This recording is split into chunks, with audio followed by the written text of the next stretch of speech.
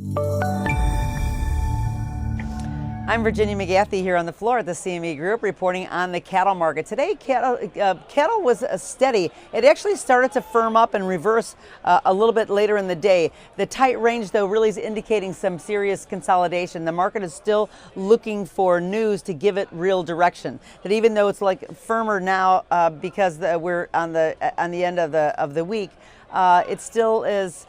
There is still some concern as to which way we're going to go. I know that exports are relatively slow, and the U.S. dollar index is a little bit higher and kind of hurting this market. If we have the interest rates start to uptick again, it could really put a lid on any kind of market here. But the beef is certainly back on the Chinese menu, so hopefully we can start to work back our exports in that area. But we're not really sure. Feeders actually were kind of firm all day. The decline in the supplies are really underpinning that steady market, but the market started to pick up really as we got towards the end of the day. So even though some of the exports were increasing, the cool weather was slowing our domestic consumption, and we are on the precipice of the grilling season, and at some point in time it's going to really kick in. I know that it's also hurting the hog market. It was lower again, and those declining prices in that cash market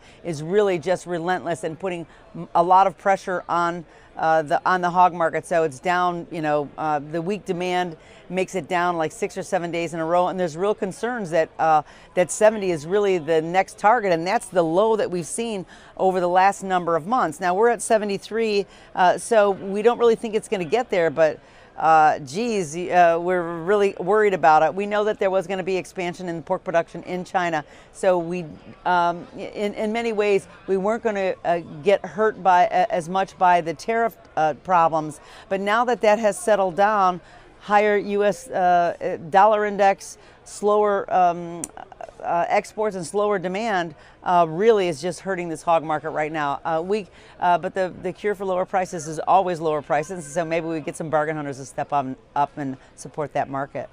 That's all from the floor at the CME Group here in Chicago. I'm Virginia McGathey.